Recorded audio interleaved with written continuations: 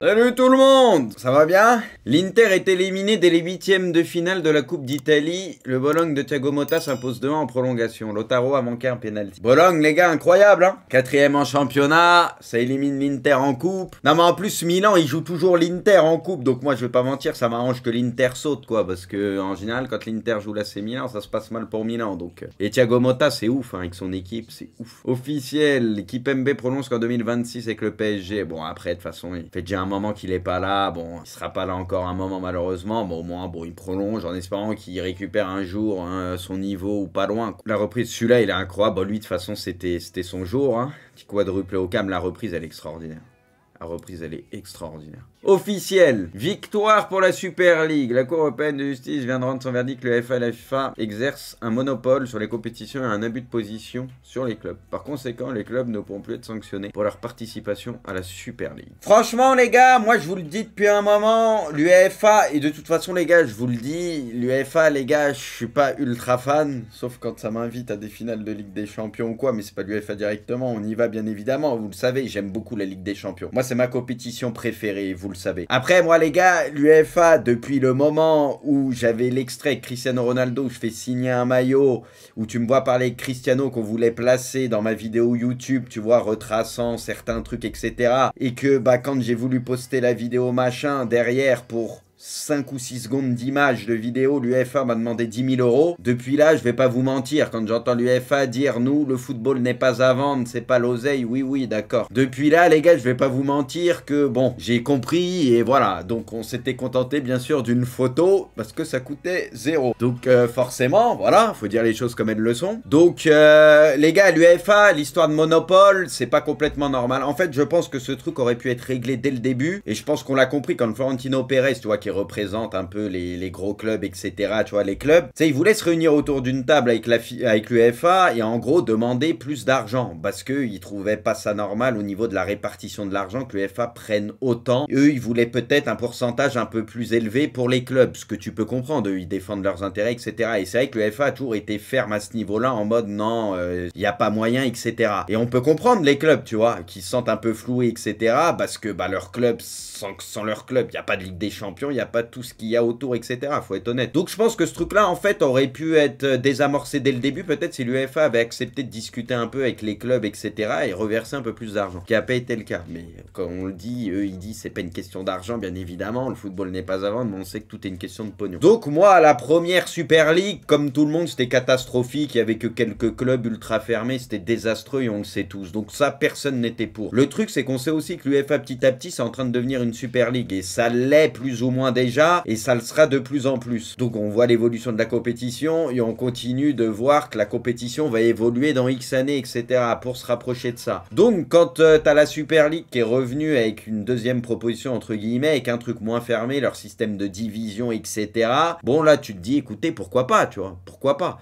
Puis au moins, ce qui est bien dans ça, c'est que ça met un petit coup de pression à l'UEFA. Tu vois, je sais pas si ça a fonctionné, mais dès le début, il y a eu des rumeurs comme quoi l'UEFA disait oh, on va peut-être garder l'ancien format de la Ligue des Champions finalement pour contrer la Super League. Donc au moins, que ça mette peut-être un petit coup de pression ou quoi, pourquoi pas? Parce qu'au moins, ça pousse tout le monde à discuter, à revoir certaines choses, parce que depuis quelques temps, ça se fout de la gueule du monde. Mais en tout cas, si c'est du foutage de gueule, parce que toujours plus de matchs, etc. Donc voilà, l'UEFA de les faire passer tout le temps pour les gentils, je sais pas quoi, qu'on sait très bien que c'est la même chose, le nerf de la guerre, c'est l'oseille, Super League, UEFA, pas Super League, pas UEFA, c'est la même chose. Donc si ça peut un peu redistribuer les cartes, moi perso, je suis pas contre. Après maintenant, il y a le modèle où derrière, ils disent le foot gratuit, etc. Bon, apparemment, t'as un système de pub, t'auras sûrement un truc payant sans pub, etc. C'est vrai que tu te demandes comment ça peut être viable, parce que bon, ça représente tellement de pognon, ce qu'ils disent qu'ils reverseront beaucoup d'argent aussi au club, etc. Donc en vrai, le modèle, tu te dis, ça paraît compliqué. Après, c'est des mecs qui sont à la tête de ça aussi, qui savent faire un minimum et qui ont de l'expérience, donc bon, attendons de voir. Mais voilà, bon là, tu vois qu'il y a que deux clubs qui officiellement machin, c'est le Barça, le Real. Il y en a plein, ils disent ils sont pas chauds, il y en a, ils se prononcent pas. Après, ceux qui sont pas chauds, on connaît avec le temps, s'il y en a de plus en plus qui rejoignent la Super League, et si un jour ça se fait, même si on en est peut-être encore loin, on sait très bien qu'il y en a, ils vont revoir leur position, si jamais, bah, ils sont gagnants, financièrement parlant, et qu'il y a beaucoup plus d'oseille qui leur revient dans les fouilles. On va pas se mentir, tout marche comme ça aujourd'hui, donc il y en a, ils préfèrent pas prendre de risques aujourd'hui. Tu tu vois, vis-à-vis de l'UEFA, mais plus tard,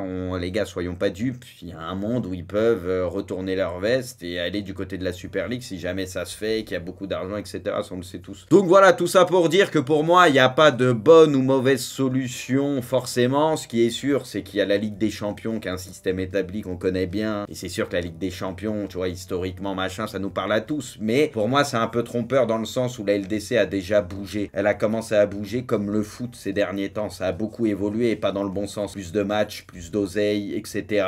Et on en a tous marre, tu vois. On en a tous marre et ça va pas aller en s'arrangeant. Donc c'est pour ça que moi, les gars, personnellement, je suis un peu ne se prononce pas en fait. Je suis ni pour spécialement la Super League, ni contre. Moi, j'en ai juste marre de voir le foot devenir ce qu'il est en train de devenir. Et que ça devient de plus en plus du foutage de gueule. Donc si ça peut faire un peu bouger les choses dans le bon sens, pourquoi pas. Après, maintenant, on verra. Mais en tout cas, une chose est sûre, les gars, il n'y a pas de gentils, il n'y a pas de méchants ou je sais pas quoi. Ça défend leurs intérêts et on peut comprendre aussi les clubs, les gars, et donc Florentino, parce qu'il a beaucoup de pouvoir. C'est pas normal que la plupart des thunes, entre guillemets, nous soient pas reversées, tu vois. On peut comprendre ça aussi. C'est du business. Donc voilà, attendons de voir. Mais moi, je suis pas complètement fermé en tout cas. Nous avons dû rappeler à l'UEFA qui est le Real Madrid. Ça, on dirait les mêmes, les gars. Mais par contre, moi, les gars, moi, je vous le dis, je donne pas complètement tort au club et à Florentino, etc. De leur dire, hey, sans nous, votre Ligue des Champions, sans les plus grands clubs, etc. Sur ça, il a pas tort. Sans les gros clubs, les gars, la Ligue des Champions, il n'y a plus de Ligue des Champions, faut être honnête. Ça, ils ont tendance à l'oublier, l'UEFA. Incroyable, l'UEFA envisage maintenant d'abandonner le nouveau format. Ça, les gars, alors du coup, c'est de la flûte. Ça, les gars, c'est de la flûte, hein. Ils vont bien mettre le nouveau format, etc. Bah, c'est surtout que si jamais ils avaient revu leur position à cause du coup de pression, là, maintenant, du truc de la Super League. Je sais pas si vous voyez ce que je veux dire, mais le rétro-pédalage, ça aurait voulu dire, tu sais, un petit aveu de faiblesse, non? Je sais pas si vous voyez ce que je veux dire. Pour moi, si tu reviens sur ta position comme ça, après un coup, ça aurait été très grave. De Laurenti, ouais. Lui, par contre, lui, les gars, il est seul dans son monde, il en a rien à foutre. Il y a plus d'oseille à la Super League, je rejette rien du tout, moi. Lui, il s'en bat les couilles de toi, lui, il en a rien à foutre, lui, il dit les choses. Le président de la police dit prêt à un dialogue avec d'autres grands clubs européens pour construire ensemble. Ah, lui, il s'en bat les couilles.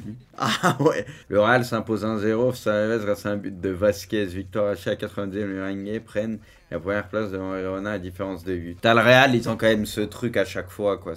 Ils arrivent toujours à s'en sortir, hein. C'est vrai qu'ils ont le petit supplément d'âme, le mental ou le truc, ils ont toujours ce truc. Carlo Ancelotti, Tchouaméni a toutes les qualités pour être l'un des meilleurs défenseurs centraux. Je suis sûr qu'il va se mettre en colère à ce sujet, mais il est incroyable en tant que défenseur central.